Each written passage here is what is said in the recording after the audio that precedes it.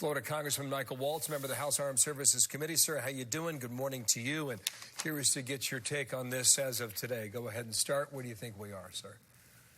Well, I've been in conversations with a number of Green Berets out on the ground. I'm a Green Beret by background. We specialize in embedding with these local forces, and they are completely demoralized as they abandon their partners that we've been fighting against ISIS for the last 5 years. So my question is, if Assad and the Syrian army, if the Russians and if the Kurds are all now fighting this Turkish invasion, who's fighting ISIS?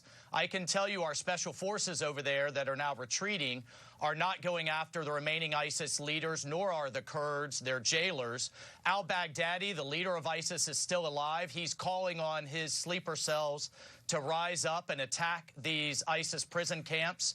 A number of their key leaders have already escaped. And Bill, we've set the conditions for ISIS 2.0, except, and we're repeating the mistakes of the Obama administration, which pulled out of Iraq too soon and led to all of this in the first place, except we won't have any local allies to fight them again. So I am incredibly concerned and disheartened, and I agree with General Keane in calling on the president to put his foot down with the Turks. I am joining my colleague Liz Cheney and Lindsey Graham in putting a sanctions package forward as quickly as we can. That's the main tool that we have in the Congress.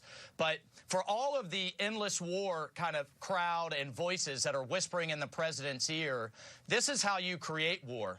Those few hundred American special operators, not tens of thousands, a few hundred, had effectively kept a lid on this tinderbox, and now Erdogan has put a grenade in Pandora's box, and it's blowing wide open. A couple things to get at here. Do we know that the ISIS leadership has escaped? Because the reporting from late last night was that women and children were able to leave a refugee holding area. Do we know that leaders are on the run? There are a number of reports, and again, mine is kind of anecdotal as well, but talking to people out in the field, that this has all unfolded so quickly that a number of not only ISIS leaders have escaped, but also the searches for them, the ongoing operations, have halted.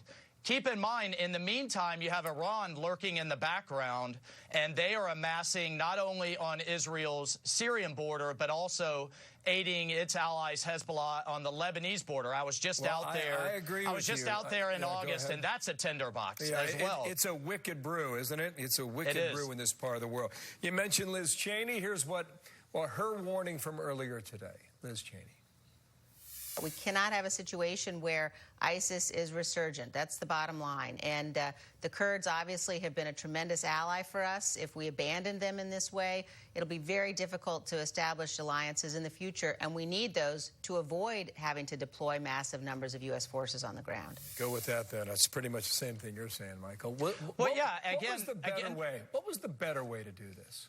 Well, the better way, we had a security mechanism, what was called a security mechanism in place, where we were conducting joint patrols with the Turks.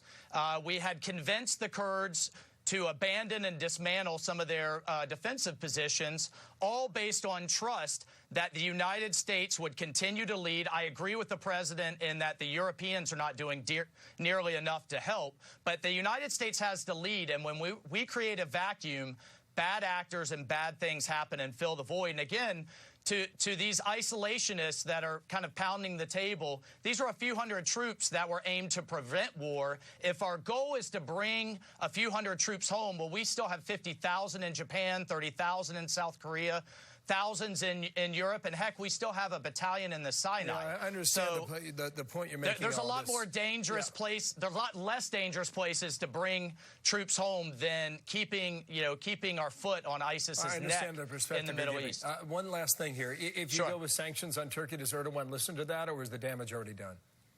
I think a lot of damage is already done, but in the longer run, hopefully we can contain the damage.